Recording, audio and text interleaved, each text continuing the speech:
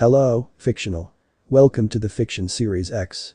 Today we are gonna see, what if Issei got harem with Irina, Raynare and Sona? Part 2. If you end up liking this video, please consider subscribe, so without further ado, let's get into the video. Hello, boy, he began.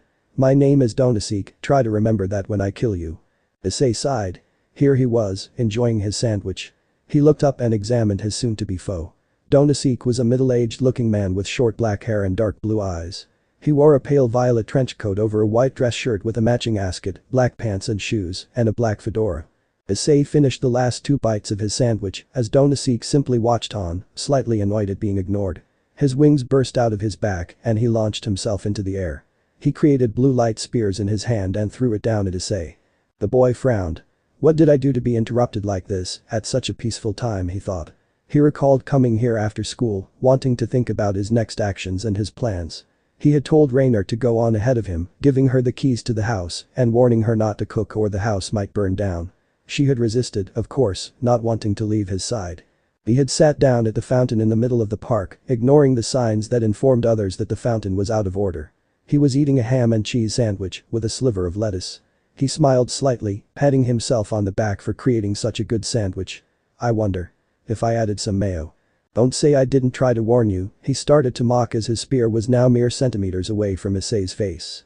Donaseek frowned. He was eager to have at least a fair fight. The light spear hit the concrete of the fountain's base, but fortunately the fountain was drained of water after the incident yesterday. Donaseek turned around and was about to fly home, but was surprised to see Issei levitating in front of him, boosted gear and gravity gauntlet covering his arms. His eye was also that of a dragon's and was surrounded by metal scales of the same shade as the boosted gear on his left arm. What? Donaseek tried to ask. Issei shoved his boosted gear deep into Donaseek's abdomen, ripping through flesh, bones, and vital organs easily, like a knife cutting through butter. He kept it there for a few moments, as Donaseek could only cough up a large amount of blood at the sudden fatal wound he just incurred. Issei smirked. Donaseek, huh?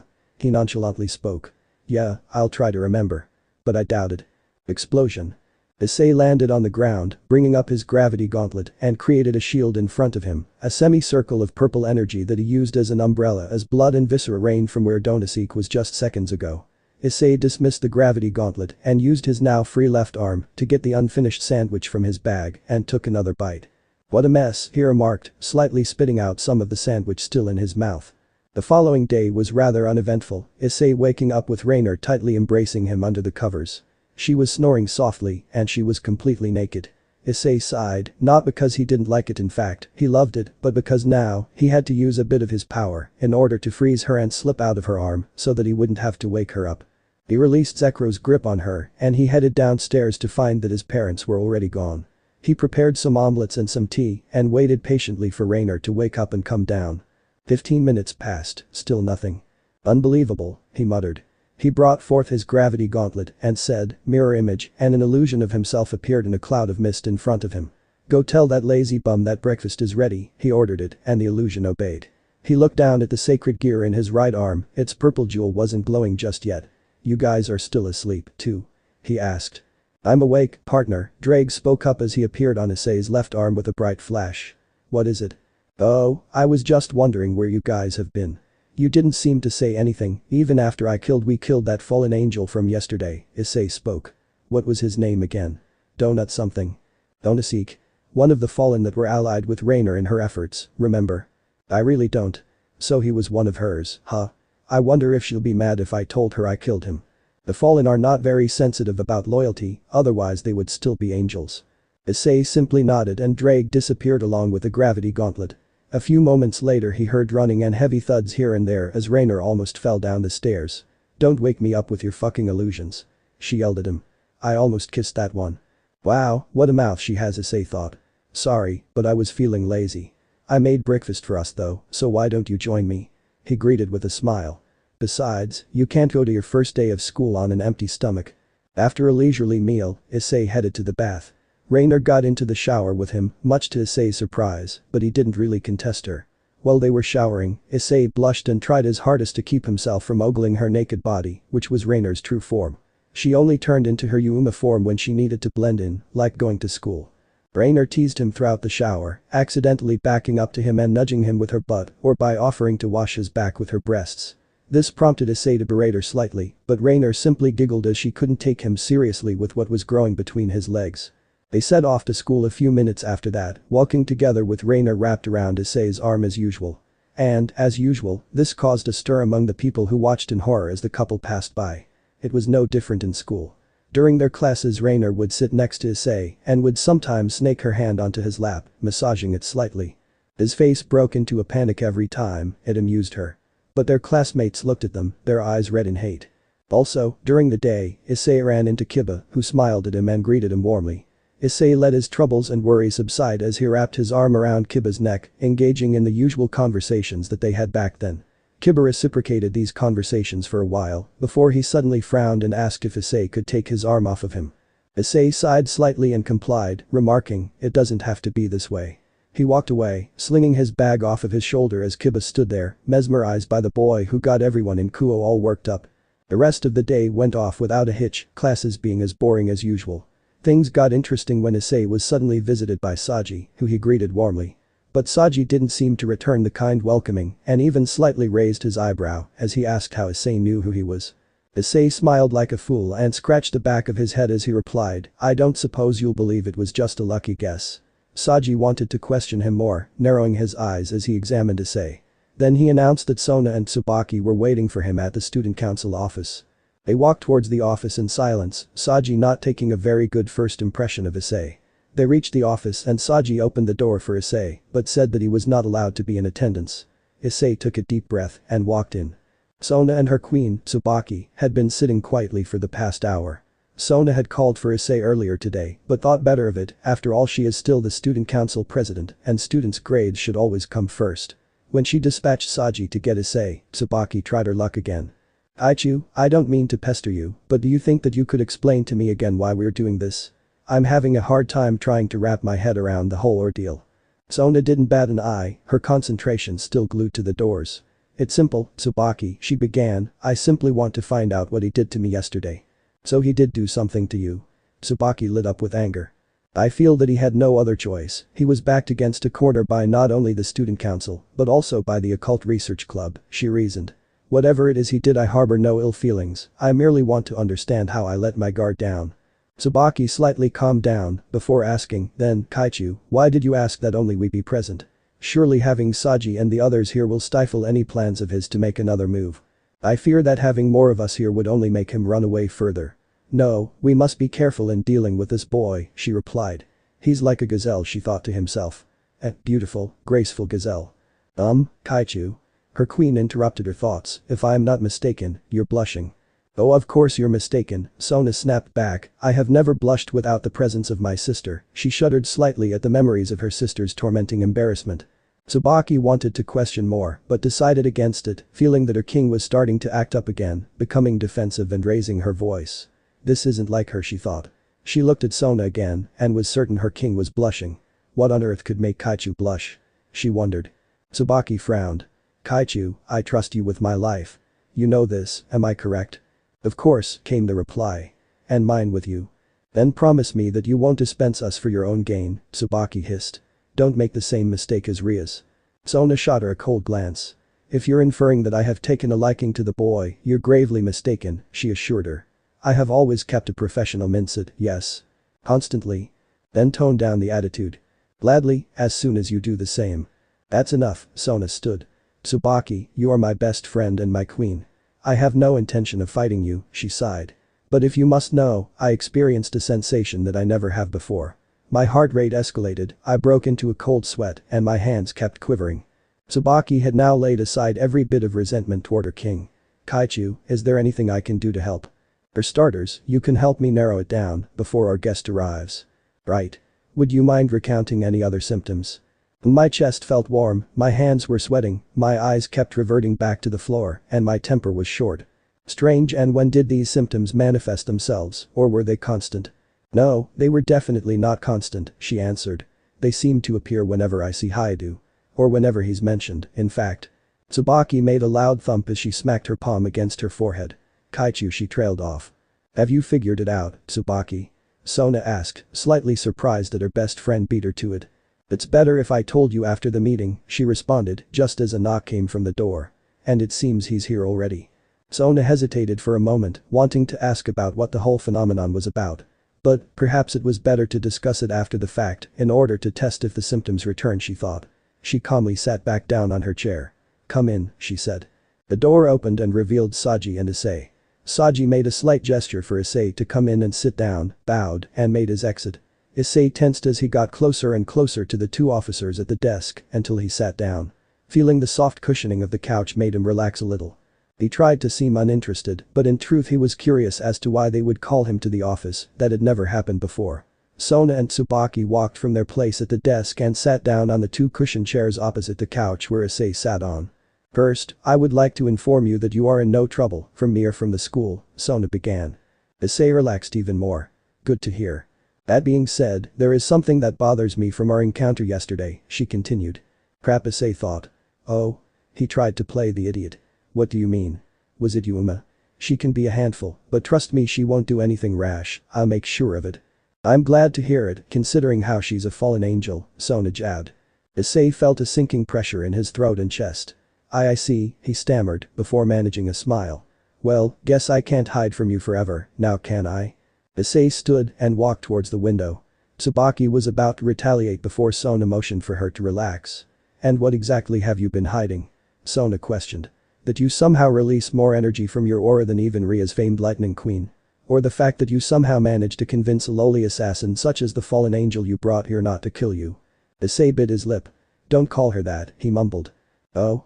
Then what would you prefer we call her? Fallen angel? Lying snake? Deceptive? Raynare?" Issei yelled, his face covered with rage. "You can call her Raynare. And if I were you I wouldn't go down this road, Citri," he hissed. He started taking steps toward the two, prompting Tsubaki to stand up, preparing for a fight. "You wanna know what I did to you? I got inside your head. With one look I broke all of your security. I forced my thoughts onto your own."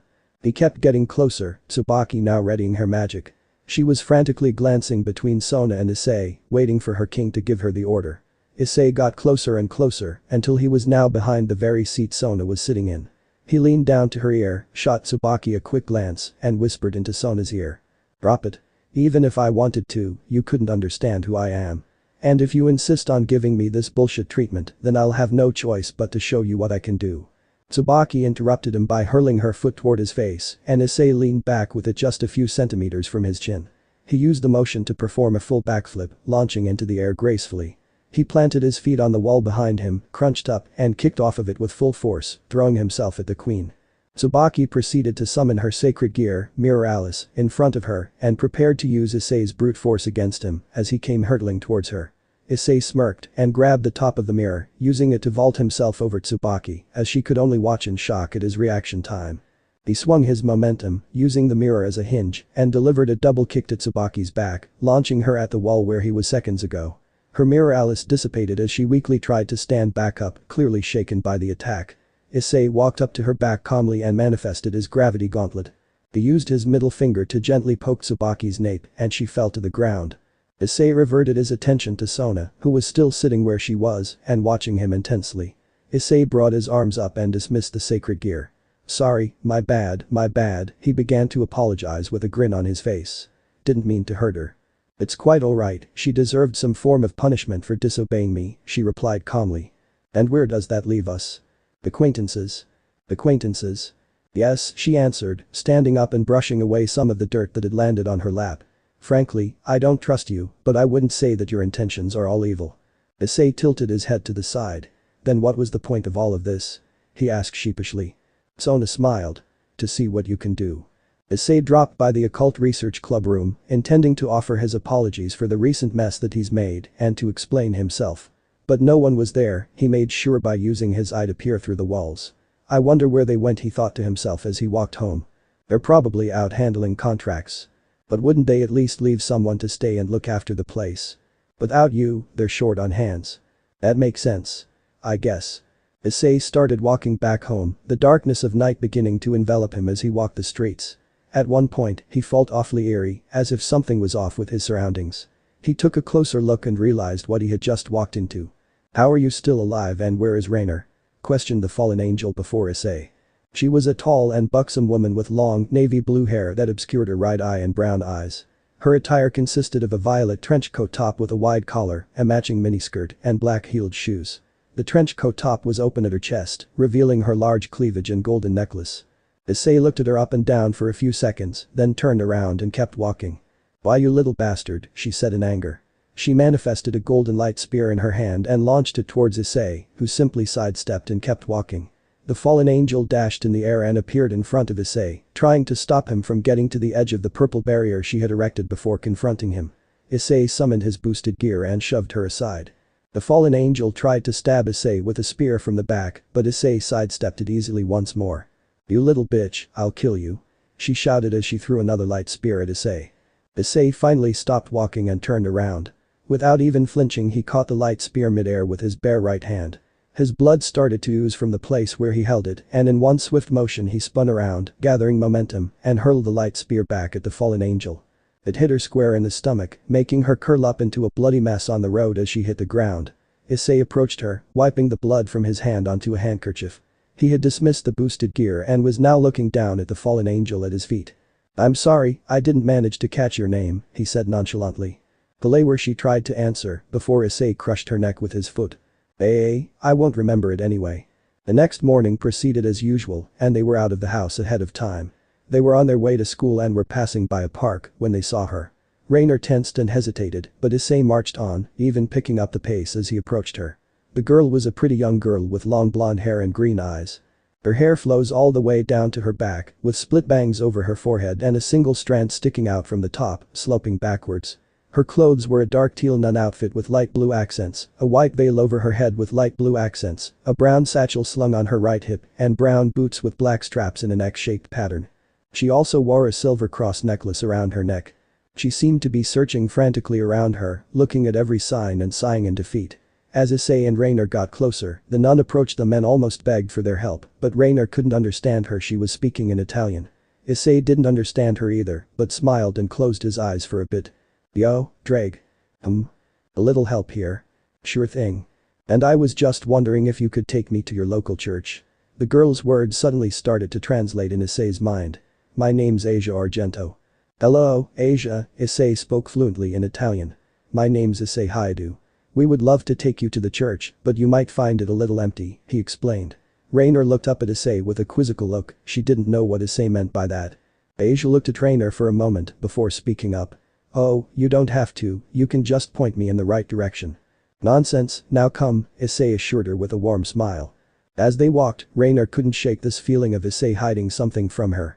She clung onto his arm still, but there was an awkward feeling for the both of them. Issei and Asia seemed to talk on and on about what Italy was like for her and so on and so forth. Raynare felt a bit jealous at being ignored by the one she loved and also not being introduced to the girl which, under different circumstances, she would be chaining onto a cross by now. Raynare also felt very anxious about coming near the church, her old home base. What will Donasik say? How will Calrina react? And what about Middled? Questions plagued Raynare's mind. And what did Issei mean by "you might find it a little empty," she thought to herself. Along the way they passed by a park with an injured boy who was crying on the ground. Asia disengaged from her conversation with Issei and ran to help the boy, healing him with her sacred gear, Twilight Healing. This came as no surprise to the couple who were escorting her, as they already knew what she was capable of. When they finally reached the church, Issei bid Asia farewell, and the couple were off to school again. "We're going to be late," Raynare complained. Issei looked at her with disappointment. He brought his hand up and waved it in the air in front of him, and a purple rift suddenly opened before them. Raynare was taken aback, but Issei stepped right through it. Raynare followed, and she found that they were at the back of the main school building, at the unused bathrooms. "We're here, so don't worry about it," he simply told her. "If you could do that all this time, then why have you been making us walk to and from school every day?" Raynare pouted. Ordinarily, it wouldn't work, but being in her uniform, Issei couldn't help but find the action a little cute.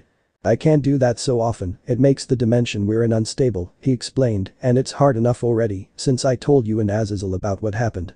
And about that," he turned to her and placed his hands on her shoulders. "What did we talk about?" "If I tell anyone about it we're all going to die," dismissed Raynare, waving for Issei to get off her case. "Good. And what did you mean a while ago? That the church would be empty? And not only that, why didn't we stop Asia from going there? She'll turn up, eventually. The fedora dude and the blue-haired chick are dead, so she should be fine. Until then she needs to see that the fallen angels are not her friends. Fried will do that for us." Raynor's eyes widened with shock. You killed Donasek and Kalwarner? Were those their names? I keep forgetting. After school, Raynor met up with Issei, who was sitting under a tree in the school grounds. Everyone hustled around them to go home, but Issei simply stared into blank space, or so Raynor thought. As she got closer, she realized that he was using his eye too. She didn't know. What are you doing? She asked him. Watching Riaz and her peerage get ready for battle. I want to watch them in action again, just so I can see the way they attack, he explained. I may be a little rusty, so I don't want to hurt them if it comes to the point where we have to fight. Knowing how they move lets me do that easily. Raynor yawned. How boring. They're not nearly as powerful as you, so why bother? Keep in mind it's these devils that took you and your team down, reminded Issei. Fine, Raynor huffed. They followed Riaz as they hunted for the stray in an abandoned warehouse. Issei could see through the walls of the building easily, but Raynor had to just sit around anxiously. Once the battle started, Riaz was in her prime. She ordered everyone around in a tactical fashion, anticipating every move the stray would make and acting against it. Hiba and Kaneko put up the main fight, and when the stray started getting agitated, Akeno started bombarding it with lightning strikes. Riaz finished it off with a magic circle of her destruction power, wiping the stray from existence. It's over, Issei remarked as he stood up and brushed his pants free of dirt. Raynor sighed deeply and stood up. Home? She asked expectantly. She was tired and wanted to eat and sleep. No, came Issei's reply. We still have something to take care of. With that, Issei took Raynor's hand and they started walking. Raynor loved this intimate touch with Issei, and she wrapped her arm around his as she continued to lock fingers with him. They were walking down the street, now lit by overhead lights as the sun finally settled down and the moon was yet to fully shine. They talked on and on about many different things, Raynor even asking how quickly and easily Issei managed to kill off her previous subordinates. Issei chuckled a bit and told her that it was nothing more than a brief nuisance to him, like having to swat a fly. Raynor giggled and remarked that they never stood a chance. They stopped in front of a house, although Raynor didn't know why. Issei looked at the address. Seems about right, he mumbled and entered the house without knocking. Raynor's nose was filled with a stench of stale blood and rotting corpses. Issei didn't seem to flinch and turned the corner towards the family room of the house. There was blood splattered and sprayed across the floor and onto some of the walls, and a body or two. Issei wasn't sure, the parts were so mutilated he didn't know how many bodies were used in the corner of the room. They heard a maniacal laugh and turned to see Fried sitting on a chair in front of the fireplace. He was a young man with short white hair and red eyes. He was dressed in clerical clothing and had a disturbing smile plastered on his face. Hello Raynor. So, how did he do it? Did he fuck you nice and slow, or did he ram it inside of you until you screamed? He asked, Issei wincing at the pure vulgarity and perverseness of the stray exorcist. Or maybe you let him in your ass too. Shut the fuck up, Issei said sternly. Raynor transformed into her true form and readied her light spear. Issei brought out his boosted gear, which started flashing green repeatedly. You deserve to die from the start.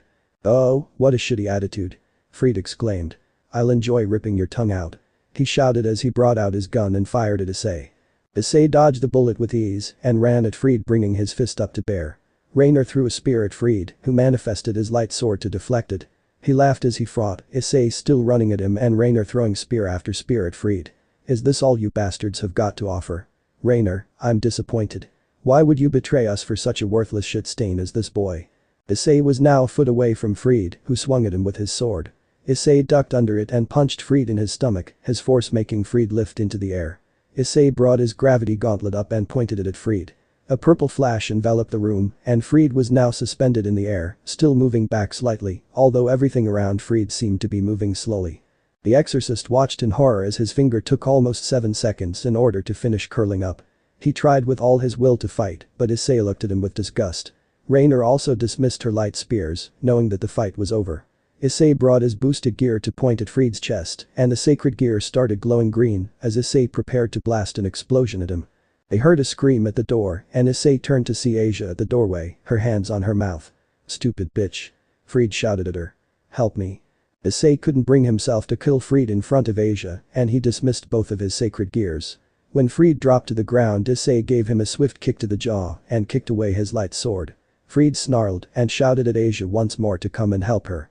Issei looked at Asia, wishing that she didn't have to see this. That's when a red magic circle appeared next to Raynor and Riaz and Akeno walked through it, Kiba and Kaneko right behind them. Oh, wonderful, now even shitty devils are here, Fried remarked, coughing up blood as he did. Riaz spoke up first. Issei Haidu, would you mind explaining to me what exactly is going on here? And where are my clients? she asked sternly. Over there, Issei pointed at the corner with the bodies. If you're wondering, I didn't do it. It was this freak. He nodded his head towards the stray exorcist at his feet. Rhea sighed. Unfortunate, but what are you doing here? Rhea's glanced at Raynare.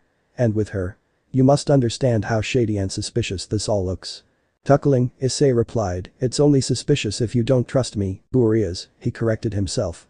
She isn't my butchu anymore, he reminded himself. That's when Fried made his move. He lunged forward, shouting in pain as he did, and reached his exorcist gun and pointed it at Asia. Don't fucking move. He yelled at them. Or this little cunt dies. That means you too, time-manipulating freak. Issei, I must warn you that if you fight him any further, I will take it as an act of terrorism against the fragile peace that the three factions have achieved, Rhea's warned. Don't do anything stupid. She's right, dear. Maybe we should withdraw for now. Make a move and you'll be branded a terrorist by devils, fallen, and angels alike. Issei swore. Fine, he hissed, shooting an angered look at Rhea's. Fried picked Asia up as a pink rift opened behind them. Bye-bye for now, shitty devils. Oh, and Raynare dear, he turned to his former ally. Don't you ever show your pathetic face in the church. And with that, Fried walked through the portal, Asia in his arms. Asia looked at Issei longingly, before closing her eyes and smiling. Issei could only watch as they disappeared. Right, Akeno, prepare to jump, Rhea's ordered as she turned around and started to walk away. Issei grabbed her arm and held onto it firmly. Kaneko leapt at him, swinging a kick at his neck. Kiba charged at him with his sword, and Akeno readied her lightning.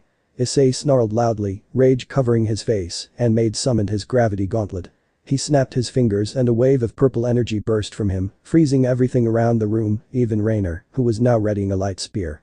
Everyone gasped in shock as they found that they couldn't move, and Kaneko was suspended in the air. Issei looked down at the ground, letting his eyes be covered by his bangs. For a whole minute there was nothing but silence and rising tension. Rhea spoke up first. What is this? She asked, panicked. Who are you? Don't make me regret not freezing your mouths, too, came his reply. What do you want? I want you to understand. What do you mean? Butchu? Issei yelled. Rhea was speechless, shocked at being called butchu by Issei. Who is this? She asked herself. None of the others dared speak. Silence. Issei sighed. Forgive me, he began, his tone apologetic in nature. I didn't mean to agitate you. He snapped his fingers once more, and everyone's motion carried out, with Issei bringing his two arms up to block the attack of Kaneko and Kiba. Kaneko used his arm to kick off of him and flipped in the air, landing next to Akeno. Kiba backed off and sheathed his sword. Rhea's turned to face Issei, mixed emotions on her face. Issei simply motioned for Raynare, and when she came close to him, they were enveloped in a purple mist. When it settled, they were gone. Butchu, Kaneko started, who is this guy? I wish I knew, Rhea's replied. Issei headed to the park after that debacle, and as he expected he encountered Asia again. She tried to explain and ask questions about who he was when Issei decided that they should talk over lunch. And so they ended up going on a date, much to the displeasure of Raynare, who was stalking them in jealousy. After the date, Asia was once again fetched by Fried, who was now fully recovered, thanks to Asia's twilight healing. Issei wanted to free Asia then and there, he knew he could, but once again he decided against it. If I try to save her now, he thought, Rhea's will never forgive me. Walking home, he was raking his brain, trying to figure out a way to save Asia. He knew the ritual would happen that night, and he was almost panicking at the thought of losing Asia. He eased slightly, knowing that Rhea's would revive her, but still, he was worried for the pain she would go through. But first, he needed to convince Rhea's that saving Asia would be for their own good. Surziches. Issei thought, realizing what he needed to do. Breg, Zekro, he called within himself. Yes, dear. Can I tell anyone yet? The dimension seems stable enough, though I would prefer you told someone who knew more or less about the implications. Perfect, Issei thought happily as he started running towards the orc. Once he reached it, he burst through the door without knocking, prompting Rhea's and the others to jump up and go on high alert. Rhea's, he stammered, I need to speak with Surziches. Rhea's couldn't respond for a moment. I'm afraid I can't allow that, and even if I did, he is busy. Rhea's? He yelled. Tell him it's the Securite. Issei burst through the church doors, eyes searching for Asia as he entered. The statues and monuments were shattered and broken, the pews were scattered about, and a maniac stood in front of the cross. And so the son of a bitch returns. Fried yelled, Issei simply stared at the ground as he walked closer. Want to continue our little dance? Fried teased, but Issei just continued walking. But this time, I'm ready for your bullshit. The exorcist shouted as he attempted to reach for his gun. But before he could, Issei appeared in front of him, and Issei used his eye of Draconis to stare deeply into Fried's mind. The stray exorcist couldn't react, move, or think. He was being held in a trance by Issei, who simply muttered, "Fuck you," and a red flash appeared behind him. "Dragon's Gate." He yelled, and a gate manifested behind him, its walls of fire opened to reveal a giant dragon eye staring at Fried. A loud roar ripped through the church, and Fried yelped as he was slowly disintegrated by the vibrations and turned into a patch of dust particles, which were then sucked into the gate, along with some debris from the church. The gate disappeared and Issei continued his march and entered the basement. There, he saw another fallen angel performing the ritual to take Asia's sacred gear. This one was a girl with blonde hair styled into twintails and blue eyes. She wore a gothic Lolita dress, which consisted of a black Lolita dress with white frills, a large black bow on the front, and a green jewel embedded on the collar, white thigh-high socks, and black shoes. She also wore a large black bow on top of her hair, making her look even more like a little girl. "You? How did you get past Fried?" she asked, panic dripping from her voice. "Deal with him." She ordered the army of priests surrounding her and Asia. The priests started to charge at Issei, but he simply brought up his boosted gear and said, "Hail the Emperor." A red and green shockwave enveloped the priests, and all of their bodies were crumpled and broken to bow them down before Issei, who jumped on one of them and then onto another, using them as stepping stones in order to reach Asia before she. "Impressive. But it's too late." Middle shouted at him. "They're mine." She yelled in victory as she tried to slip the rings onto her fingers. "Now I will be unstoppable." She was interrupted by her head being crushed by a certain boosted gear. The rings dropped onto the platform they were standing on as Issei released Asia from her binds. She was already dead. Middle's torture was many times worse than Raynare's treatment of Asia, and she broke Asia beforehand, draining her of any fighting spirit she had left. Asia was dying, and fast. Issei's tears started streaming from his face again. He couldn't stop her from experiencing the pain which killed her. With a pale face and a weak smile, Asia told him, I never wanted to make you cry," she began in her sweet high-pitched voice. "Oh Issei, I'm sorry, goodbye. Thank you for being my friend." And with that, Asia gave out her last breath. Issei was enraged, but he wasn't too worried. "I'll see you again real soon," he muttered between his sobs. He picked her up and brought her outside the church, where Riaz and Surziches were talking about something. As Issei approached with Asia in his arms, Riaz looked at him and offered him a weary smile. Issei froze. That smile. It had something in it. It wasn't the fact that she was happy, or that she was glad to see that he got out with Asia safely. No, it was something else. She was hiding something in that smile. Something that Issei has never seen from her before. It was fear. Fear of him. Fear of what he could do. He stopped and looked back at the church. Its roof was in half, the whole right side of the building was torn apart and crumbling. The priests screamed in agony as their bones slowly crumpled into a pulp. He looked back again at Riaz, but her smile was gone. "Riaz," Issei began, "please, you have to revive her." He pleaded. Riaz looked at him with a frown, examining his sincerity. She sighed as she reached her conclusion, and spoke. "No." Issei's eyes widened in shock. "Normally, I would jump at the chance to add such a powerful healer to my peerage, but I don't trust you. We don't know who you are and we don't know what your plans are. I'm sorry, but I simply cannot allow you to further your plans upon us." "Please," Issei began. "Don't do this." "She didn't do anything." "It's not her I have a problem with," Riaz replied sternly. "It's you." "No, please," Issei continued to beg. "She's just a friend. Please. I have no plans against you or Sona. Please, I just want to save her life." "As do I, but I cannot jeopardize our situation any further," Riaz responded, looking away. "I'm sorry." Issei dropped onto his knees. Riaz turned away, while Surziches continued to watch. Issei shifted his pleading to Surziches. "Surziches, you know who I am and what I've been through. I told you in the club room," Issei began. "Please, spare her." Surziches sighed. "Yes, Issei, I know who you are and what you've done for us. And although I am grateful, I share my sister's concerns.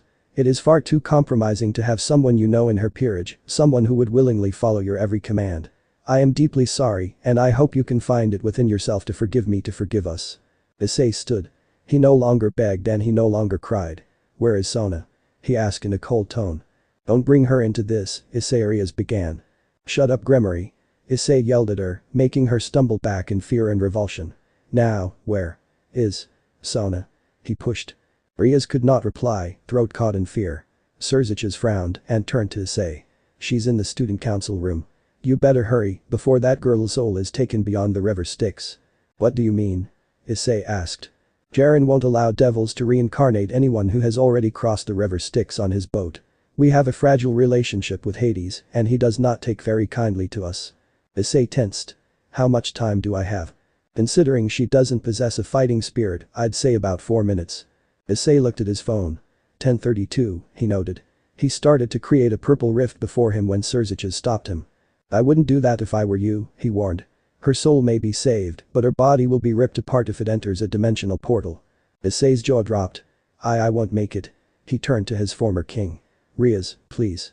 Riaz could only bite her lip. Issei dropped his gaze to the ground, his bangs casting a shadow on his eyes. Remember this, he ominously told her. And with that, he started running. He looked at his phone again. 10:33, he noted to himself. He set it to alarm every time a minute passes. He ran as fast as his legs would take him, but he was slightly exhausted from the amount of energy he dispensed in his previous battles. He passed the park. His phone vibrated briefly. 10:34, he noted once again. I'm running out of time. He yelled to himself. Issei winced as his legs started cramping. Damn you. He shouted, exerting even more energy just to keep standing. His phone vibrated as he saw the school looming over the horizon. 10:35. Greg. How can I help, partner? Can I use my balance breaker wings? I'm afraid your body won't make it in its current state. Fuck. Issei entered the school and burst through the hallway doors. His phone vibrated again. 10:36. I still have time. He ran up the 3 flights of stairs to get to the student council office. Sona. He started yelling as he ran through the hallway. Sona. He shouted once again. At the end of the hallway, the student council doors burst open and Sona stepped out. Sona. You need to reincarnate her. Issei yelled out. Sona took no time to think about it, she simply ran back and took a bishop piece. She started running back when Issei entered the office and Issei's phone vibrated. He had lost her. Issei dropped to the floor, sliding on his knees with Asia in his arms. I'm so sorry. He bent over her corpse and hugged it tightly, crying onto her pale skin. 10:37. 10:33 p.m. Quite the character, that Haidu boy, Surziches remarked. Riaz simply looked down at her feet, allowing her bangs to ominously cast a shadow on her eyes. The pair of redeeds were standing under a tree near the abandoned church. By the looks of it, the building had been torn apart and gutted by several large holes and cracks along its wooden walls. Various religious artifacts and sculptures littered the floor, scattered across the scenery in pieces. The moon shone brightly, illuminating the scene. Trees rustled with the breeze, their leaves giving a faint reflection of the moonlight. Only the sound of the trees filled the cool evening air. No more shouts, squeals, and screams of pain sounded from the depths of the church. Probably due to the fact that all of its previous occupants had been brutally massacred by a single person in the span of about 4 or 5 minutes. Am I the bad guy here? Riaz weakly asked as she looked up at Surziches, her expression was hopeful, no begging to be reassured. She was biting her lower lip, her hands were playing with the hem of her skirt, and her legs squirmed with anxiety. Surziches looked down at her and smiled. A rebel group of terrorist fallen angels destroyed. I'd jot that down as a victory in my books any day, he began warmly. But almost as quick as it came, his smile vanished. But this new predicament is quite troublesome, and we seem to have made things turn for the worse. No, he slightly shook his head, that's an understatement. We have just mortally wounded the Securite. We betrayed his trust and ignored who he is and what he's done for us, Surziches said with a slightly worried face. What do you mean? Riaz queried, confusion taking over her expression. Have we met him before? Surziches sighed. I can't tell you. What I can tell you is that at one point in time, you were very dear to him, even going so far as laying down his life for you several times, Surziches explained. But not only that, he leaned forward, he was even dearer to you. And with those ominous words, Surziches turned on his heel and started walking in the direction Issei ran off to earlier. Riaz quickly composed herself again and jogged briefly to catch up with him. They walked together in silence towards the school, letting Surziches' words sink in. Eventually they started talking again, about various menial things at first, then Surziches brought Riaz's stress to bear. Razor will visit you tomorrow, he spoke sternly. Be ready. I'll send Grafia to ensure things stay lenient. Riaz was gobsmacked. What? I thought he wasn't going to push for it for another week or so. Surziches sighed. Yes, but with the recent turn of events, I had it hastened. I'm sorry, Riaz, but I cannot ensure your safety at all times. I know that we haven't really agreed to their terms, but with his new promise of safety, I took it upon myself to ensure the deal. Riaz did not respond. Or rather, she couldn't. A tear escaped her eye and she bowed her head as they walked. She knew it wasn't her brother's fault that he had to go behind her back and seal the deal himself. This is simply what had to be done, as a Gremory. Her entire life, she was treated as nothing but a tool in the system of twisted politics that went on in the underworld. This marriage wasn't the root of her problems, it was a symptom of it. The true problem was her name. She would never be called Rias. She will always be Rias Gremory. As they approached Kuo Academy, a bright light pierced the night sky. The pair looked up and saw that a ball of red and green energy waves was growing and growing as it consumed everything in its path. What the Rias muttered before more of the school's walls were sucked into the ball of energy, turning into ash and dust as soon as it made contact with the sphere. Rias searched for the origin of the energy, and when she realized where it was coming from, she gasped and dropped onto her knees. "The student council," she said weakly. Serziches immediately sprang into action. He summoned his wings, large black bat-like appendages burst from his back. He lunged into the air and at the direction of the sphere. Once he got close enough, he lifted his arms into the air and summoned several large red magic circles to contain the ball of energy. It seemed to work, as the magic circles pushed inward and caused the ball of energy to slowly become smaller and smaller. But just as soon as he thought victory was near, the ball expanded, bypassing his magic circles, and exploded with all of its energy, creating a glorious show of red and green fireworks to light the night sky. Rias was blinded by the light, but as soon as her eyes could see again, she saw her brother fall from the sky and hit the ground, skipping and sliding along its rough surface. And the next thing she saw was the ground shaking beneath her as her ears were almost deafened by a loud sound. A sound that would strike fear into the hearts of anything, mortal or immortal. A roar. 10:37 p.m. Drip. Another tear graces her pale and lifeless skin. Issei's sweet and serene voice reached out to him. "Ayyenjay," he barely said as he clutched her corpse in his arms. "You really should stop crying," the voice warmly spoke. Drip.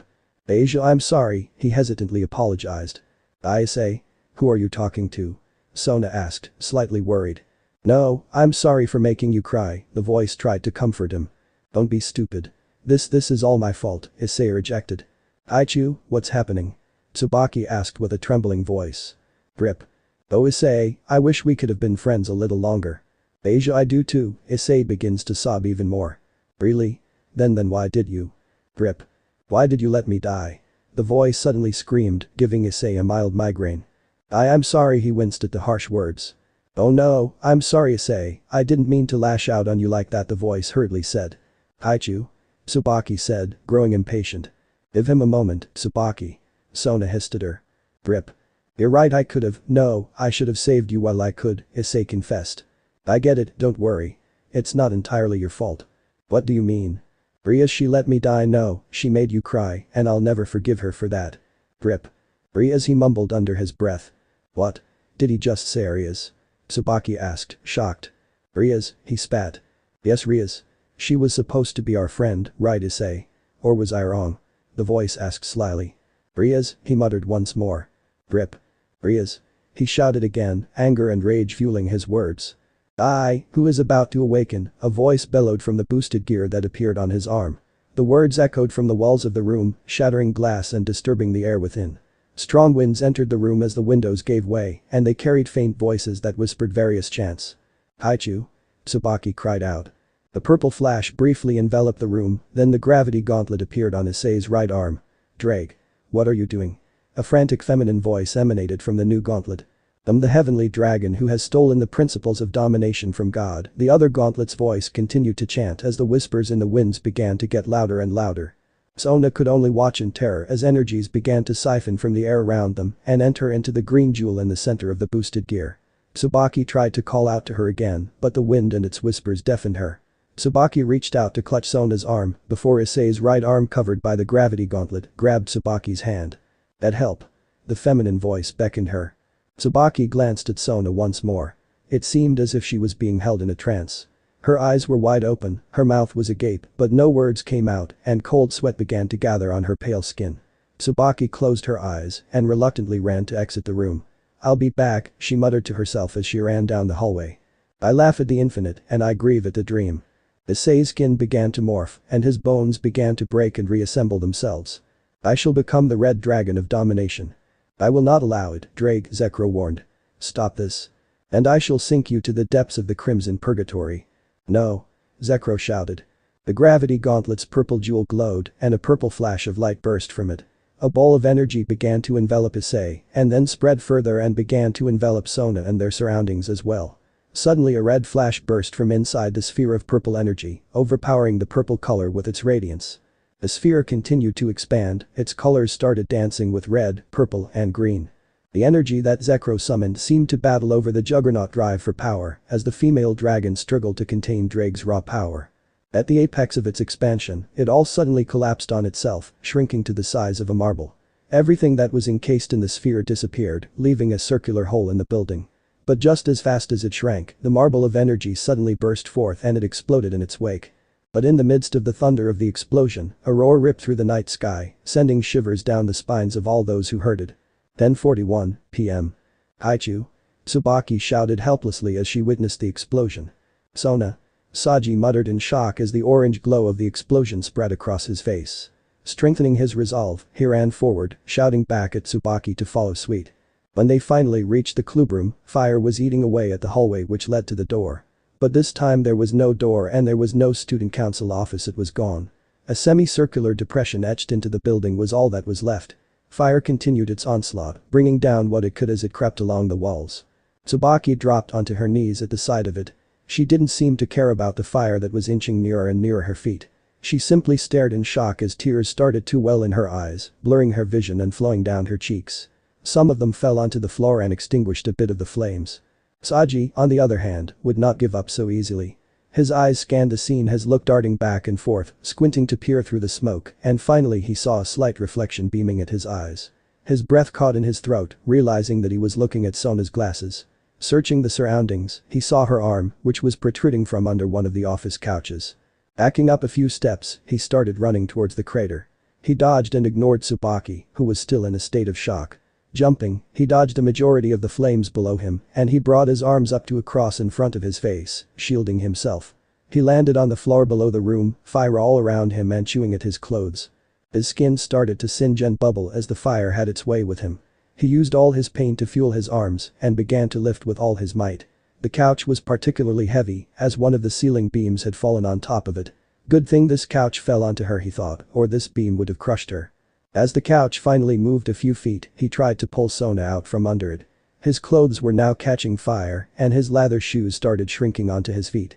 The fire licked at his skin, but so far, thanks to his being a devil, no wounds beyond healing emerged. He managed to get Sona's entire body out from under the couch, but due to the couch lowering, the ceiling beam now fell onto the floor next to them, slamming its weight and length right through the floor. The concrete below Saji's feet started to crumble, and he had to act fast. Throwing Sona over his shoulder, he sprinted for the upper floorboards. Tsubaki was now leaning over the edge and extending her hand. Saji examined the situation. There were too many obstacles and flames to go back the way he came. "I'll find another way," he shouted to Tsubaki. With that, he looked around him, trying to figure out how he can get Sona to safety. "It doesn't matter if I don't get out of here, as long as Sona is safe," he reasoned. His eyes set on the hole the falling beam had created in the floor. The beam was still there, fire crawling the length of its body. Saji closed his eyes. He knew that even if he was a devil, close proximity with those flames will probably scar him. He held Sona in the bridal position, and for a moment he gazed upon her face once more. He strengthened his resolve and ran for the hole. He jumped up as he approached, curling his legs and bowed his head, trying to shield Sona as much as he can. His entire body was engulfed in the flames, but his clothes protected his body. He landed on his feet, but he sprinted away as he knew it was unsafe to stay under that spot. Once they were safe, he realized that his collar was on fire. He struggled to tap it off, but it only managed to spread it even more. Taking off his uniform shirt, the collar came into direct contact with his face, singing it. He yelped as he threw the shirt aside, cupping his cheek with his hands. Tears started to well in his eyes from the pain. "This'll scar," he thought. Smiling, he slightly muttered, "Small price to pay," as he looked upon the face of the one he loved. 11:07 p.m. "What the fuck did you do to him?" Raynare spat at Rias. She had rushed to the clubroom after she saw the aftermath of the explosion. Every member of Rias and Sona's peerage was present, scattered in the room. Rias herself was sitting on one of the couches, resting her unconscious brother's head on her lap as he lay across the length of the couch. Akeno stood beside her and Kiba behind Surzich's. Kaneko was nowhere to be found, but everyone just presumed she was investigating the Rekage further. On the couch opposite the pair of Retids lay Sona. Tsubaki was sitting beside her, as she could fit given that Sona wasn't as tall. The rest of Sona's peerage were huddled together in a circle behind the couch, murmuring and whispering about what could have caused all of this.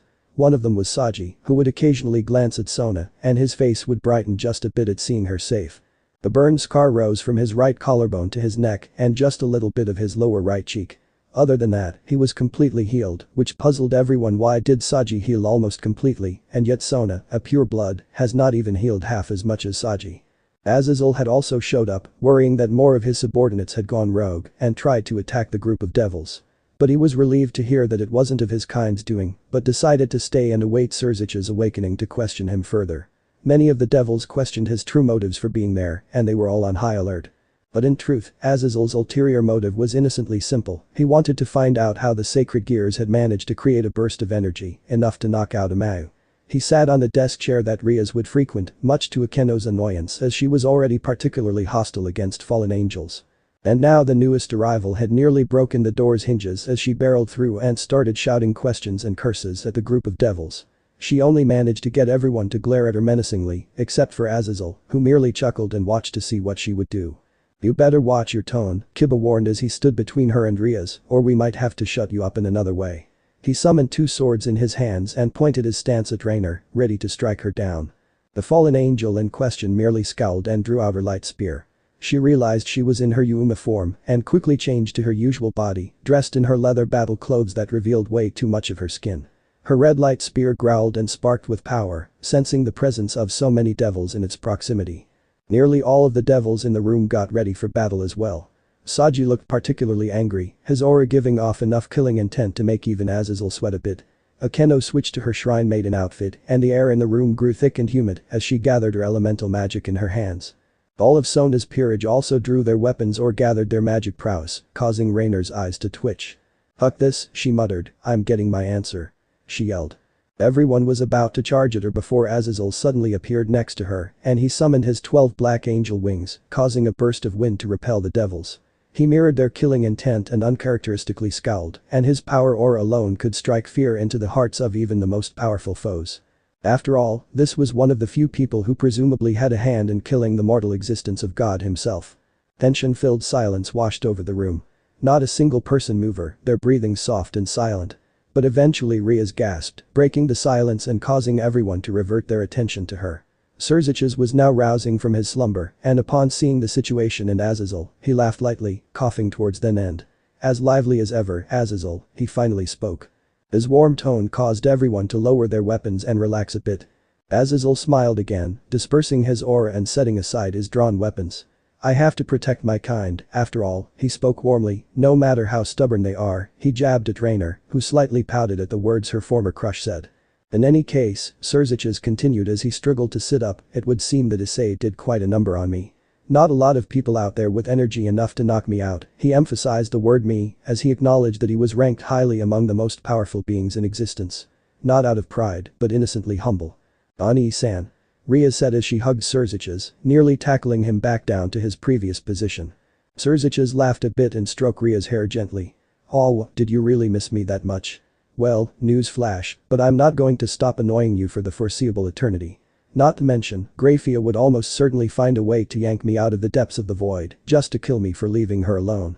"Very funny, I'll keep that in mind," Grafia uttered as she emerged from the ground slowly, her magic circle illuminating the room with a shade of crimson. Her appearance made Surzich's slightly jump and beg for forgiveness, causing everyone in the room to laugh a little at seeing Amau beg for mercy. It was then that Raynare, who grew ever more silent and bowed her head, dropped to her knees and buried her face in her hands. Her voice trembled as she tried to speak once more. "Please," she began as her voice caught in her throat as she fought back sobs. I need to know. What happened to Issei? Where did he go? Did he say anything? Please. I need to know." She almost begged as she finally gave up on controlling herself and went all out crying towards the end. No one could answer. They were all shocked to see just how attached she had gotten to Issei. Even Azazel could not help but feel a little tug at his heart at the sight of her in such a vulnerable state. "You really do love him, don't you?" he asked her sternly. Raynare gave no reply but continued to sob and cry uncontrollably. Everyone realized that Raynare wasn't the bad guy here. She was just as confused as everyone else was, coupled with the fact that she was alone and hurting, that the one she loved had seemingly died. They felt bad for her, but no one could offer her any words of reassurance. She just continued to cry as everyone reverted back to silence. "I say," she began to mutter between sobs, "Baka. How could you just leave a girl like this?" A smile broke her tear-dripping face as she pretended to be speaking to him, trying to act a little more Tsun to balance all her DERE1. She chuckled at the thought, but she quickly reverted back to sobbing uncontrollably as this only increased the pain in her heart. Azazel and Serziches glanced at each other before Azazel sighed. Issei, you better come back or this girl will never forgive you, he thought. Not to mention, she'll probably try to kill every last one of us in this room. This proceeded for another 30 minutes or so before Raynare finally got a hold of herself. She hastily apologized for her embarrassing actions, to which everyone just nods. She takes a seat near the corner of the room, near where Azazel sat at Ria's desk. Everyone more or less calmed down and started to have a good time again, knowing that at least Serziches has somewhat fully recovered, although Grafia was still giving him a hard time. Tsubaki even smiled, and Saji seemed to return to his usual self, as their peerage started building up a sense of hope that if Serziches survived, there was a slight chance even Sona could too. 10:40 p.m. Issei floated in the void. Issei, can you hear me? No answer. Zekro, there's no helping it. He's completely exhausted and I do. And whose fault is that? I was simply reacting to his emotions. You were putting his life on the line. Hardly, seeing as Issei is more than powerful enough to sustain Juggernaut Drive for at least 3 hours. I am not referring to that. So he got into Juggernaut Drive. What then? That Mayu would have fought back with all his might to protect his bitch of a sister. Briggs scoffed. I do not fear such a lesser being as that devil. And how about 3 more of those devils of the same caliber? He is a Mayu after all, the fellow Satans and their respective peerages would have fought as well. Okay, fine, I admit, I made a mistake. But the other option would have been to vent all his rage and grief into his soul, but that would have killed him. Zekro gave no reply for a moment before sighing. This boy is too powerful even for us to control. True, but I admit that without you things would be a lot harder, Drake said thoughtfully. Zekro brightened. Oh? She replied, taking her usual seductive tone. Could it be that you have developed feelings for me again, Drake? I wouldn't mind if you would want to relive all of our memories together. Don't push it, woman, Drake warned. I swear, I try to compliment you and you immediately try to take advantage of me again, he hissed. The words seemed to hit Zekro hard as she remained silent for a long time. Or a short time, no one knows, for in the void all aspects of space and time are irrelevant too.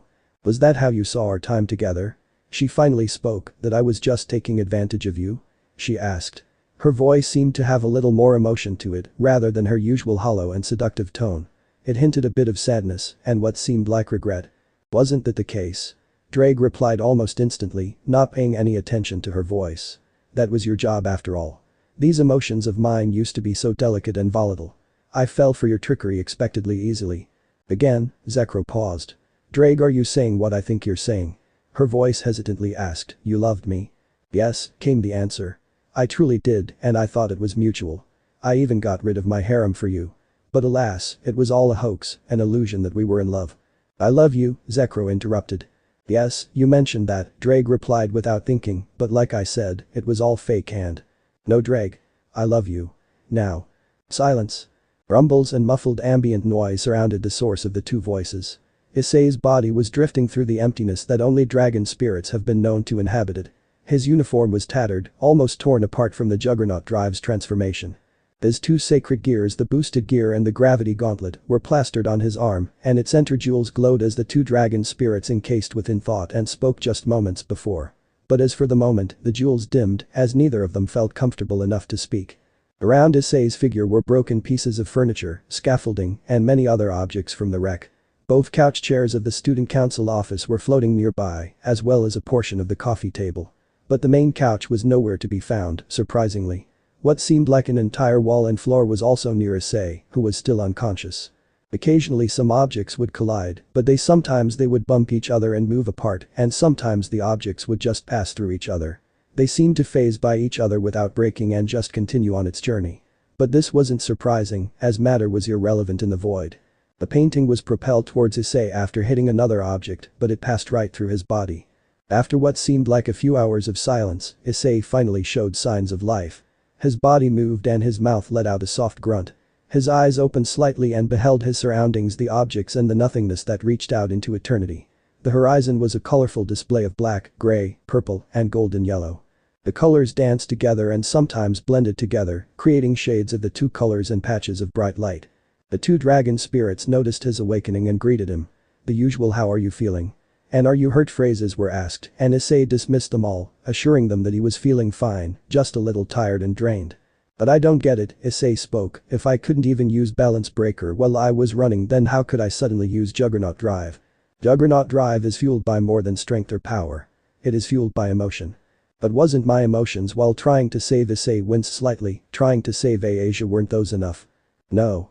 Balance breaker requires power and a certain amount of enlightenment to be unlocked. You have not achieved it yet in this life, you have not needed it before, and activating balance breaker at your state back then would have done a number on your body. Issei, I may not fully understand your feelings, but you have my deepest sympathies. Partner, before we do anything else, Drake began, do yourself a favor and let it all out. Issei closed his eyes, and his face suddenly crunched into a pained grimace. His mouth started shouting and crying out, with enough power that it forced some of the objects around him to float away. Tears formed in the corners of his eyes, and soon they were flowing out of them like a waterfall. The droplets of tears formed floating blobs of salty water and drifted away from his face. Issei cried for days. Or, seconds. Then a thought occurred to him. He suddenly stopped crying, his tears flowed no longer, and his face brightened up into a smile. He chuckled lightly at first, then he broke into full-blown laughter. Partner? Drake asked. Issei, dear? Zekro queried. It's just that, I made this such a big deal.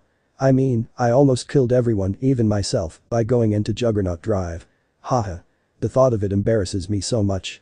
He shouted happily. I'm so stupid. Haha. I can't get over it. Oh, man. If Mitsuda and Motohama could see me then, they would never stop teasing me. The dragons worried that their host had finally given in and had gone insane. Oh come on guys. Cheer up. I mean, nothing of value was lost, right? Sure, Asia died, but she's not gone. There must be a way to bring her back to be with her again, right? Greg wanted to tell him the truth. But he couldn't bring himself to. Yeah. Sure. Greg Zekro whispered. Of course there is. Issei shouted again. You wait Asia, I'll save you someday. After he had settled down a bit, Issei finally asked, wait, where am I? Glad you finally noticed. Zekro chimed, trying to change the subject. I transported us into my little portion of the void before Juggernaut Drive fully took control of you. This was kind of my home for a while, so sorry if it seems a little messy, she joked. Issei laughed for a bit, but what else got transported here? Just a few things that you should ignore. That and her, Drake finished as he forced the boosted gear to move on its own. The fingers pointed in the direction of a broken portion of a wall. Just as Issei was about to question Drake's sanity, something phased through the matter of the wall. Or rather, someone. Sona floated through the wall and was headed straight toward Issei. Her hair was disheveled, her glasses were missing, and her clothes were partially torn and burnt at some places due to the energies Issei released. Her beautifully radiant skin was almost untouched however. How the hell do I go back now? Everyone must hate me. Can you just transport me and her? Ideally, yes. But given that everyone there may be out for your blood for what you just did, it would be better to devise a plan first. Oh, I think it's time. Issei said excitedly. Been waiting to use this. Mimic. He shouted. First, silence. Then, faint rumblings.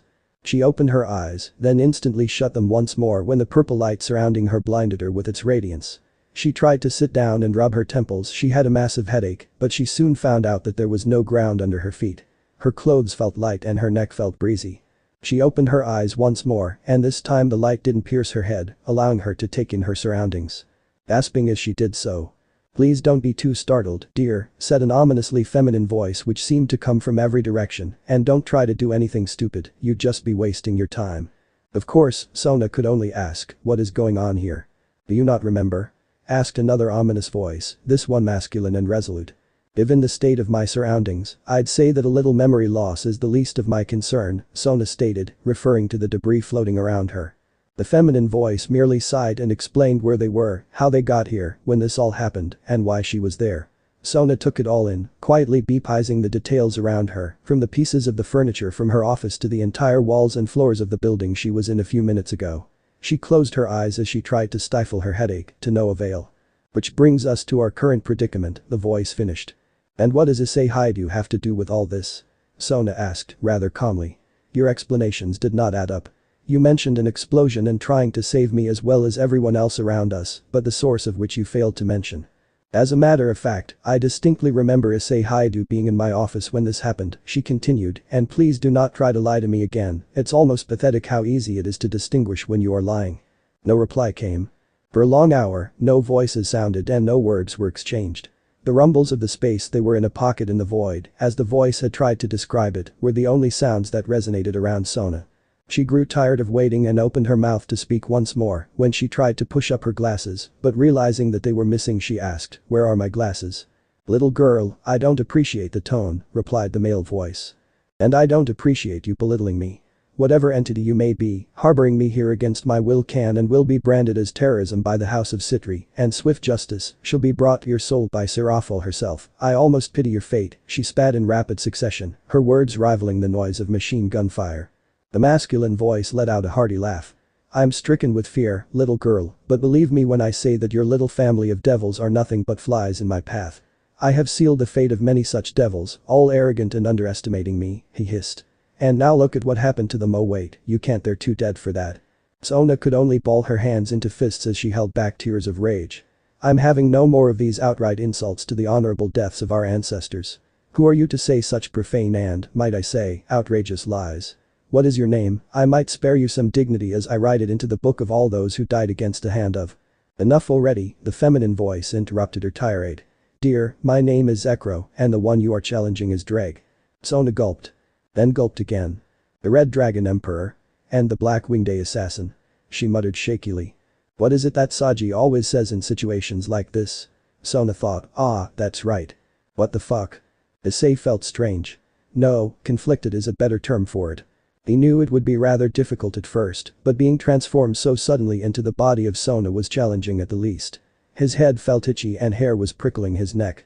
He felt lighter, shorter and weaker physically, but in terms of magic prowess, it was more or less the same, although he felt that the body had never used some of the more advanced techniques Sona could be using.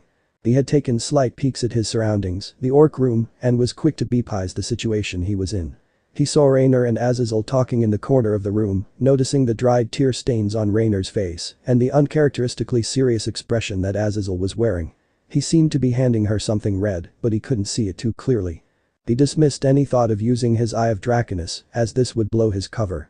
He also noticed how nearly all of Sona's peerage were huddled in a group around him, some sitting on the floor and leaning against the couch, others standing on either side of the couch.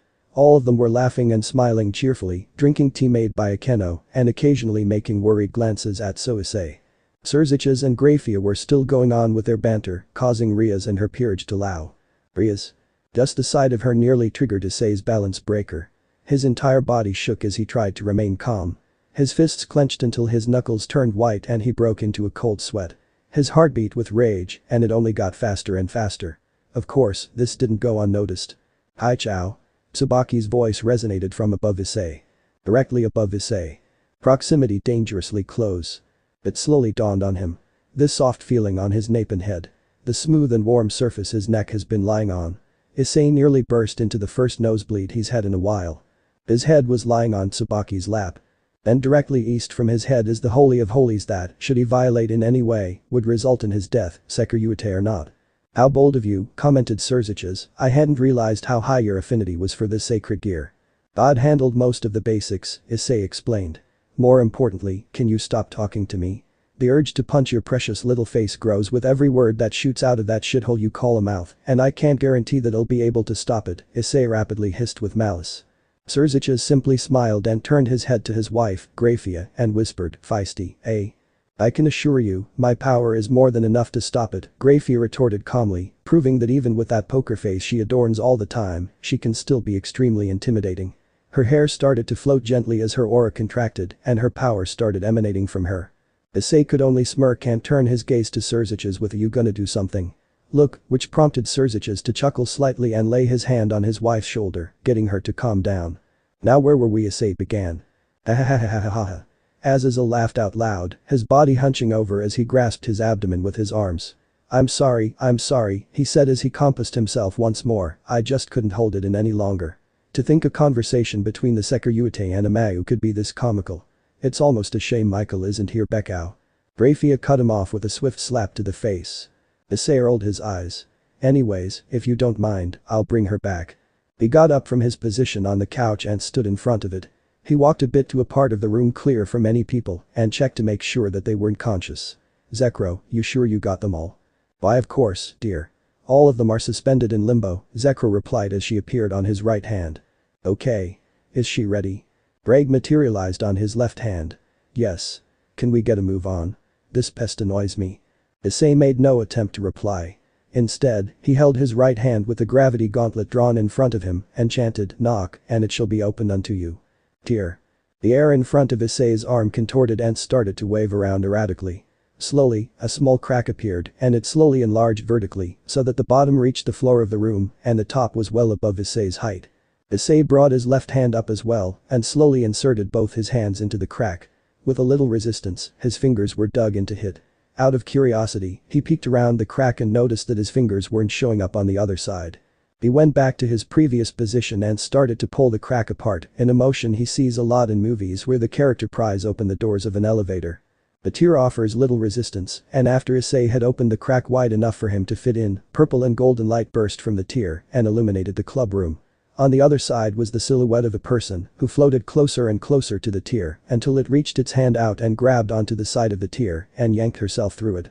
But the sudden change in gravity caused her to stumble and feel lightheaded and Issei caught her on his chest and arms. "Zekro," Issei muttered. The tear quickly shut, almost startling Issei, and the crack shrunk in a reversed motion of how it appeared earlier. Silence once again filled the room, which is surprising, considering three of the most powerful beings in the universe were currently standing 10 feet away. They were all thinking the same thing, that maybe there were 4 powerful beings in this room, as they all looked on in awe at Issei. "He's going to be a handful," Surziches whispered to Azazel, "are you sure you can handle it?" "Positive," the fallen angel replied, "but how long are we going to keep Michael out of this?" The man thought for a moment. "The sooner we explain things the better," he finally replied. "But right now the situation has to be controlled." Azazel raised an eyebrow. "Situation?" Rafia decided to pipe in at this point, "Riser Phoenix is coming." Azazel let out a long drawn-out sigh. "This is going to be fun." Meanwhile, Sona muttered to Issei, "I appreciate the help, but I strongly suggest letting go of me now." Issei chuckled. "Don't lie to yourself. You like it too, don't you?" he asked as he looked down at her. Sona's face burned with a blush as she replied, "Don't be foolish. How could I possibly enjoy this? To even assume as much as an outright insult to me and my Nam." Yeah, Issei mumbled as he pushed her gently away. "You don't have to be so TSUN1 all the time." Sona's blush grew warmer. "How annoying. Is this really this generation's Sekirute? The one and only? I see Dragon Zekro explain things to you." "Yes, but you are still extremely immature." "Thank you, better than being so uptight all the time." "And what exactly are you trying to say by that? I thought you were smart enough to deduce that on your own. Was I wrong? TCH, are you trying to offend me?" "That was my intention, yes." "Since when did Issei Haidu become smart enough to use words outside of perverted contexts?" "Around the same time I fell in love with you." Sona coughed in surprise, causing Issei to giggle a little. "He got you there, didn't I? How could you joke about that? I saw it in a movie ONCE too." Sona smirked. "I didn't think you watched anything other than porn. Now that's just hitting low, even for you." "What's that supposed to mean?" "Issei, I can't hold this date for a long period without damaging their vital organs," Zekro chimed in, interrupting the banter that Issei and Sona have been making. Sona took a look around and noticed that, indeed, everyone was frozen, including her peerage and Ria's peerage. She then noticed that Surziches and Azazel were watching them with a smile on their faces, whilst Rafia simply looked on with her usual blank expression. Sona blushed even more and bowed to them as an apology, trying to dismiss her embarrassment. "As much as I'd love to keep talking with you, we have to get this over with," Issei spoke sternly, leaving no trace of the playful tone he had earlier. He then turned around and walked away from Sona, heading to the 3 other conscious occupants of the room. "I'll need you to go back to your positions before I froze time in here. And try not to act weird afterwards, okay?" he ordered them in a stoic voice. The 3 shuffled back to their positions and gave Issei the green light to proceed. He looked over his shoulder and said, "Yo, you okay? You mind coming here?" Sona realized that she had been standing there like a dimwit this entire time. Her eyes blinked twice before blushing again, and she lowered her head in embarrassment. "What's wrong with me?" she thought to herself frantically. "What is this feeling? Why am I so impressed and at the same time intimidated by him?" She walked towards him slowly, and Issei grew impatient, so he grabbed her shoulders, making her gasp at his warm, soft hands, and yet strong and stern grip, and pushed her down onto the couch. Sona looked up at Issei, her face covered in a crimson blush, and asked as her voice trembled, "What are you going to do to me?" Issei smiled warmly, melting Sona's heart and making her internally swoon. She never realized just how masculine and handsome Issei was until now. "Is this the part where you tell me to be gentle?" Sona quickly let out a tch and looked away from him. Issei released his grip on her and chuckled slightly before walking to the door and opening it. Serziches, Grafia and Azazel watched on without saying anything. Issei stopped there for a moment, his hand on the door, without moving or talking. After a few seconds he finally exited and closed the door. The second he did, everyone unfroze. "Kaichu?" Tsubaki asked once more. "Kaichu?" she yelled as she hugged Sona. Issei stood there, door behind him, for a while. He slowly backed into the door and leaned against it, then let his legs relax as he slid onto the floor. "Partner?" Drake asked, worrying. "Just a little fatigued, is all. It may be Zekro's ability, but it's still my energy that's used to sustain such a large freeze field for such a long time and keeping so many minds in a state of limbo," came Issei's reply. "We did all that you asked, dear," Zekro reported, her thoughts joining those of Drake and Issei. "Thank you. We only have to be here a little longer, I promise. What exactly are we doing here again?" "Waiting for a certain grilled CHICKEN3 to arrive." A few minutes later, a loud noise could be heard from inside the room and the faint rumbling of voices and movement stopped. "Ah, that must be him," Issei spoke out loud, standing up. "I'll give them some time." A faint conversation could be heard on the other side of the door. One voice definitely belonged to Ria's, protesting the arranged marriage. Another belonged to Serzich's, trying to keep the situation under control. And the last belonged to none other than Riser Phoenix. Issei smiled slightly as he remembered him. He was a tall and handsome young man in his early 20s with short blonde hair and dark blue eyes. His outfit consists of a burgundy blazer with gold embroidery on the right with matching pants and black dress shoes. Underneath his open blazer is a white dress shirt that is not fully buttoned, giving a slight view to his chest. Typical wannabe cool guy, Issei thought. After a few more moments the conversation continually got louder and louder as the parties involved started arguing. Even Sona decided to join in, neutrally defending Ria's rights, as well as the practicality of the arrangement. "Okay, this is getting out of hand," Issei muttered to himself before opening the door once more and stepping into the room. Everyone once again stopped their conversation and turned to Issei, all of them in shock, even Sona, Serziches, Grafia and Azazel, that Issei Haidu had returned after the uproar he just caused. Immediately, Saji stepped forward, preparing to attack Issei. The rest of Sona's peerage followed suit, as well as Kiba, Kaneko, and Akeno. Ria's couldn't do anything to stop her peerage, but Sona spoke no, and her peerage looked at her with disbelief. "You're joking, right?" Saji was the first to protest. "He nearly killed you." "He has his reasons," Sona met Ria's gaze with her own, "trust me, he does." But Tsubaki started. "I said no," Sona shouted back at her. "I thought I trained you all to be more disciplined in front of such esteemed individuals. You all embarrass me," Sona hissed as she walked past them and towards the door. She stopped next to Issei and said, "We're leaving. Let's go." She proceeded through the door that Issei had already opened and her peerage followed, their heads hung low in shame. Issei slightly smiled. Smart of her to put up that act to not get involved in this, Issei thought. Once the door closed, Riser decided to speak. "So this is the little twat that's been causing you so many problems, Serziches. Doesn't look like much of a challenge to me." "I'd prefer you use my name, asshole," Issei spat. Riser's expression changed from suave to pissed off in record time. "How dare you speak to me like that? Who do you think you are? I am a member of the Phoenix. You devils always proclaim your status to everyone you meet. Kind of arrogant, if you ask me," Issei shot a question at Serziches, who merely smiled in reply. "I say, don't." Riaz tried to speak to him. Issei's sarcastic expression also disappeared, leaving behind one of pure anger. "Don't talk to me. Ever." Riaz retreated back to her seat on the couch, a small tear rolling down her cheek. "I just wanted to do what was right," she thought to herself. "Why do I feel like the wrong one here?" She thought back to her brother's words. "At one point in time, you were very dear to him, even going so far as laying down his life for you several times. But not only that, he was even dearer to you." "Just who is he?" Riaz pondered. Her peerage did the same, and all of them remained silent. Azazel spoke up next.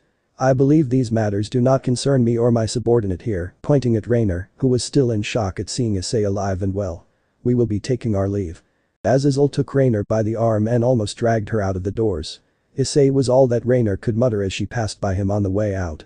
"Serziches," Issei began, "I want to make you a deal." "Oh? And what would that be?" the mayor replied.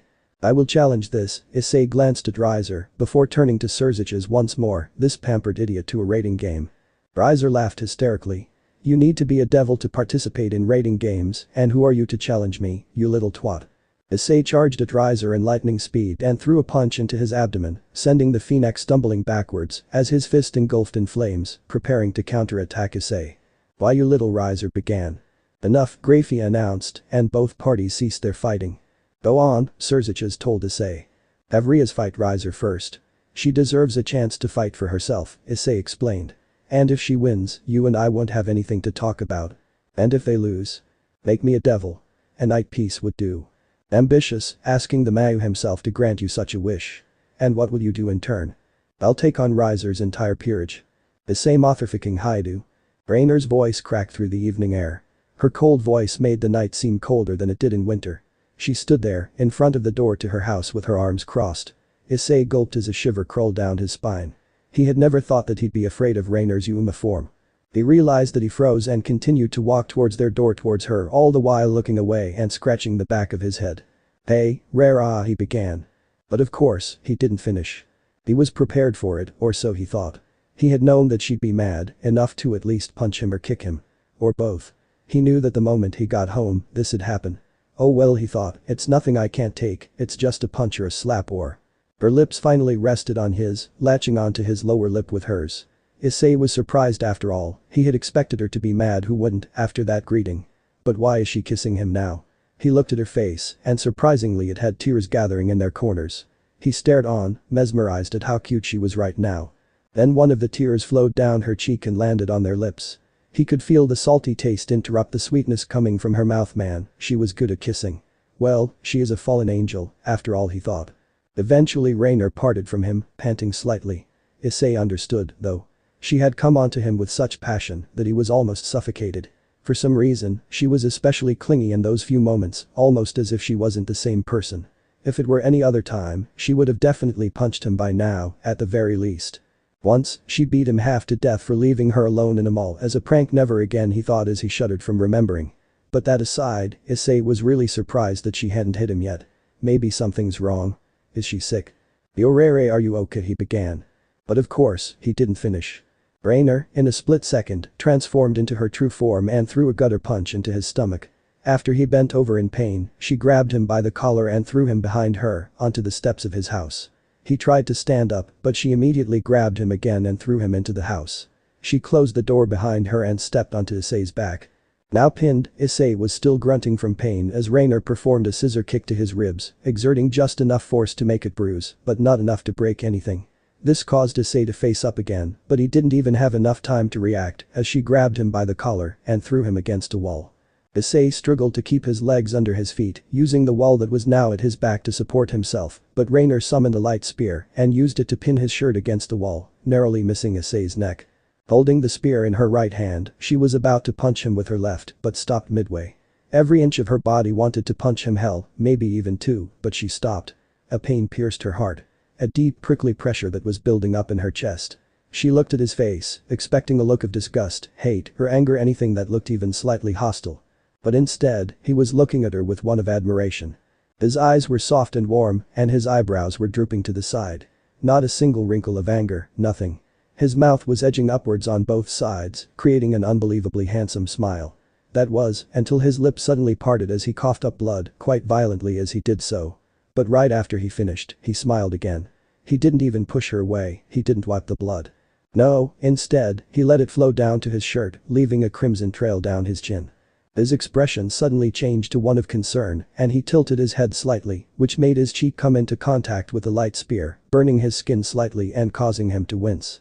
She wanted to laugh, but instead of laughter coming out, her throat tightened and it came out as a sob. Her eyes widened, and she felt something wet crawl down her cheek. "Ah. Ray," he finally spoke, "you shouldn't cry. It ruins that pretty face of yours." Raynare couldn't respond, but instead hung her head low. Why was he so nice? Even after she beat him up and hit him selfishly, no, why was she even doing this? He had probably just gone through something really hard based on the reactions of everyone back at the Orc. The fact that he stayed and had a private conversation with a Mayu and that gay blonde guy, he was gay, right? He looked gay, but back to the point. Raynare felt another pain strike her chest. Another tear flowed down from her eye as she smiled slightly. How pathetic of me to fall for this guy, she thought to herself. But Issei was still concerned. I'm sorry for leaving you like that. I'm sure you were worried for me, so for that, I'm sorry.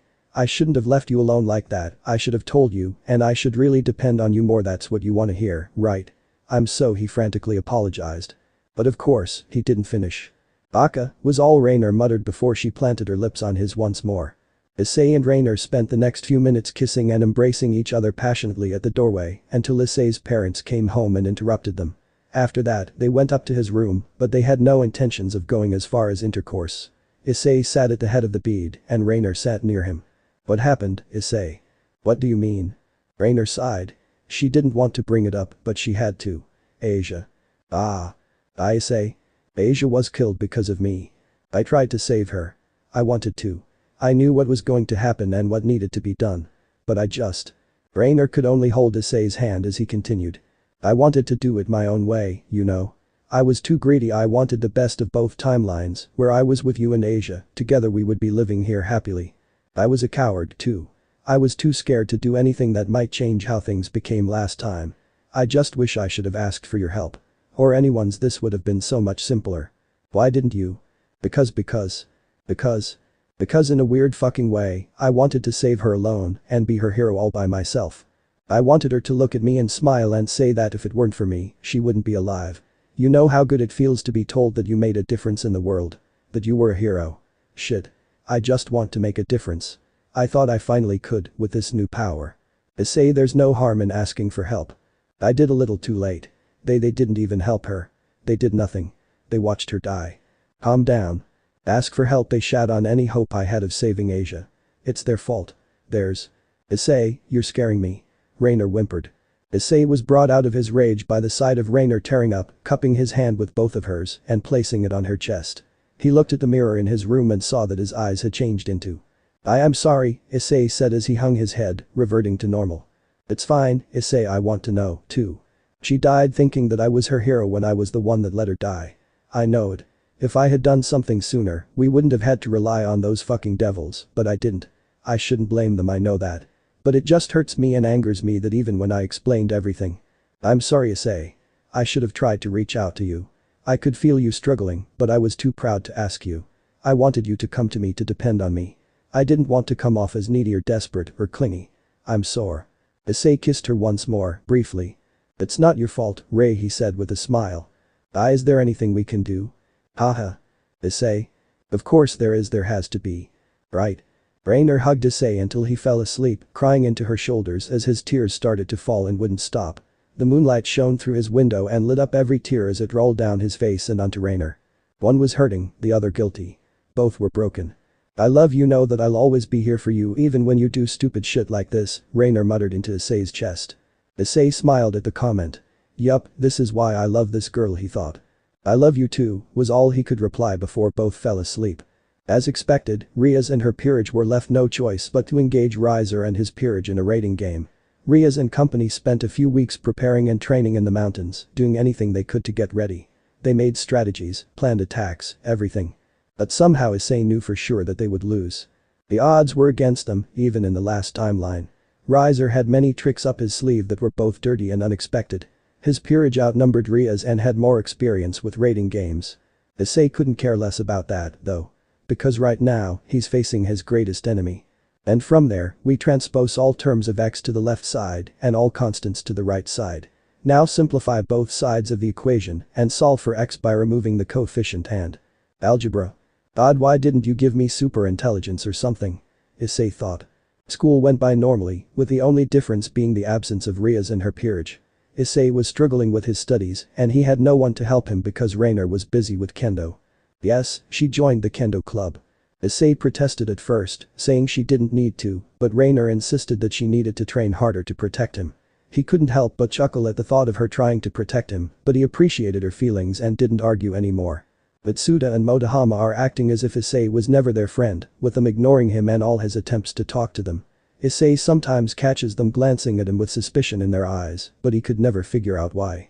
Murayama and Kadis from the kendo club with Raynare have, unsurprisingly, continued to brand Issei a pervert, which Issei never found the initiative to prove otherwise.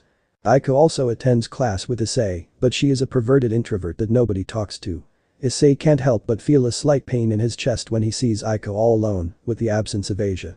Raynare was also transferred to a different class because Sona felt she was too volatile and unstable to be placed in the same room as Issei, much to Raynare's annoyance. But when Sona mentioned her reasons, Tsubaki couldn't help but giggle and look away, causing Sona to blush. "Oh Sona, you're just Jeet," Tsubaki tried to say, but was interrupted by a swift punch to her stomach, causing her face to turn blue and fall to the ground. "Sorry about that," Sona coldly said. "Tsubaki seems to have caught a fever. If you'll excuse us," she said while dragging Tsubaki away. Issei could only pray for Tsubaki's soul. Although Tsubaki and Issei are on friendly terms after seeing Sona hold him in such high regards, Saji and the rest of her peerage were hostile. They still disapproved of Issei and were confused as to why Sona considers him an ally, and Saji is even more infuriated by Sona's obvious crush on him. So, in the end, Issei was alone in the classroom. This went on for about 2 days before Issei just couldn't stand it anymore. "I was given a second chance, not going to waste it by being alone," he thought, as he gathered up his courage and approached Mitsuda and Motohama. M were talking under the tree near the orc building, like old times. Seeing Issei approach them, they turned their heads away and gave him the cold shoulder. Issei has been in this situation multiple times now, but this time, he came prepared. He whipped something out of his bag and threw it on the ground between M and M. An Hero DVD. Seeing the cover, Mitsuda's pupils dilated. "Oh my god," he screamed, the limited edition Blu-ray copy of Issei Akira's browser's portfolio. Motohama immediately spun around and was shocked. He slowly raised his trembling hand to take off his glasses. "Holy Mother of God," he muttered, complete with the 2 wallpapers and a picture. "The one and only," Issei exclaimed with joy. Mitsuda and Motohama continued to grovel over the DVD before slowly turning towards Issei. Their faces contorted back to cold and suspicious stares and were judging Issei, to which Issei responded by scratching the back of his head. "Look, I don't know what I did, but please give me a chance to apologize. I'm sorry for offending you in any way, and I hope you take this as a peace offering," Issei said, bowing. "You don't know how much I've missed you guys, and I just want us to be friends again, talk again, watch Heroes, peek at the Kendo Club, anything," he shouted with tears falling from his eyes. M and M were his cherished comrades back in the day, and he wished that they would stay that way. After half a minute, Issei looked up and saw M and M both crying like babies, hands on the DVD. In one loud sob, all three hugged each other and raised the DVD in the air, shouting "Long live the perverted trio." Everyone who saw them were disgusted to their very core. "Zekro." "Yes, dear. And I think I can handle it." "Sure, go ahead." "Thank you." And with that, Issei brought M and M home to tell them all about his adventures. He wasn't sure of how they would react, so he warmed them up first by watching the Hero DVD, of course. Once Raynare got home, she helped Issei in explaining it all, and even Drake and Zekro appeared to help. M and M weren't as surprised as Issei thought they would be. "We already knew about the whole fallen angel thing with that chick you got there," Mitsuda explained as he pointed towards Raynare, "but not this whole devil supernatural shit. Damn Brosif, you've been through all of that and all we could do was treat you like shit, sorry dude." Motohama nodded and added, "Yeah, I'm sorry as well. But we did our best to research to at least try to understand what happened. But we avoided that stuff once that weird guy appeared." Issei's brow twitched. "Weird guy?" "Yeah, some fag in a dress was crying in the park. He looked at us and told us to stay away. Turns out he was scratching the hell out of his face, looked like a complete mess of a human being," Mitsuda said. "Except he wasn't," Motohama continued, "he had these weird bat-like wings coming out of his back and had, like, this weird miasma permeating from him. He kept crying out, 'Asia. Asia. My dear, dear Asia.' Or some shit like that." Issei immediately stood, his face shaded black by his hair. Everyone in the room were a little shocked and afraid by his sudden appearance, especially after hearing about his power. He ran for the nearest window and jumped out. Mirror image.